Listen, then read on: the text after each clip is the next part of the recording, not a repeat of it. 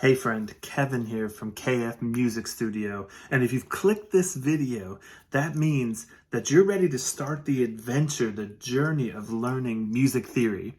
Now, maybe you come here as an absolute beginner, or you're here because you feel like you've tried everything and it just doesn't make sense.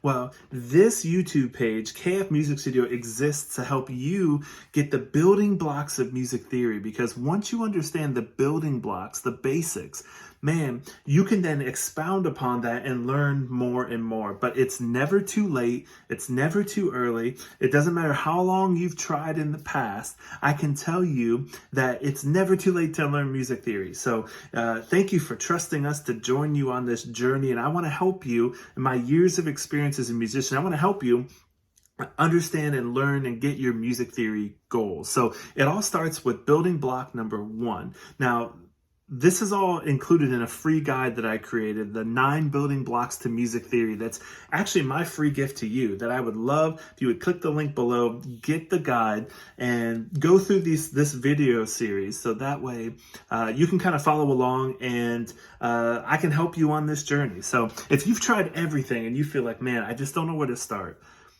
here's building block number 1. And it all starts from the musical alphabet. Now stick with me here for a second.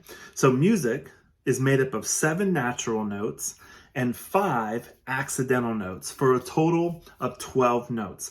Every piece of music you have ever heard in your entire life has just these 12 notes in it. Now we're talking Western music here. But it all boils down to 12 notes. And now it starts with A, B, C, D, E, F, and G. So those are our 7 natural notes, A through G. Now when you get to G and you play a note higher, it just cycles up to an A and the process repeats. Likewise, if you go down to an A and you play a note lower than an A, you get a G. All right? 7 letters of the alphabet, A, B, C, D, E, F, G. It repeats on either side as you go lower or higher. So now in between those 7 natural notes, we have 5 accidental notes. Now in between, let's start with A.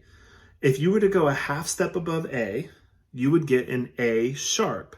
Now we use the word sharp in this case because it raises the natural note up a half a step, or the pitch of the note, the highness and lowness of the note, goes higher when we say sharp. So if we have an A and we raise it a half a step, we actually create an A sharp. All right. Now that A sharp actually has a second name, because if we were to go from a B and go a half step below, we actually would create what we call a B flat. Now an A sharp and a B flat are the exact same notes. We actually call those an enharmonic, is the phrase that we use to call that. So an A sharp and a B flat are the exact same notes. So I like to think of it as somebody named William if you call him Bill. So same person, just 2 different names. So A sharp and B flat, same note. In between the A and the B natural notes, we have that note. If you want to imagine like a keyboard, a piano. And again, I have a great picture of this in this guide, so definitely follow along with the guide. But in between the 2 white A and B notes, you have the black key A sharp or B flat. Now between B and C, there's actually no black key in between there. All right, so we said that there are 7 natural notes and 5 accidentals. So between B and C, and actually between E and F, there are no black keys, no accidentals in there. All right, from C to D, again, same pattern. Half step above C would be C sharp, or we call that D flat. Again, enharmonically, it's the exact same pitch, the same note, it's just a different name. Now we'll talk about spellings later on, but just know for now, C sharp equals D flat. They're the exact same note. In between D and E, we have D sharp or E flat. In between E and F, we already mentioned, there is no accidental in between. So we skip E to F and we go F to G, which between F and G, we have an F sharp or a G flat. Same note, 2 different names. Between G and A, we have G sharp or A flat. Okay, so 12 notes in the scale, and it goes like this. If we start on C, we like to use C because Well, there's no sharps or flats, so we'll start on C.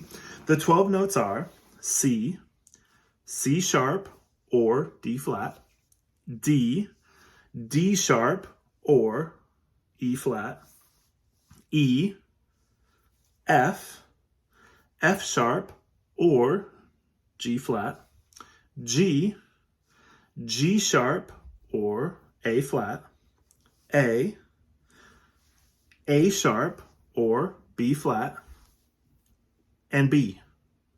12 notes make up every piece of music, every piece of Western music you have ever heard.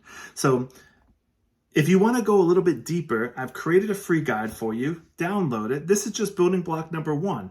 But can I tell you, every song you have ever heard here in Western music uses just those 12 notes. All right. So I hope that helps you out. Download the guide and check out building block number 2. Thanks for watching.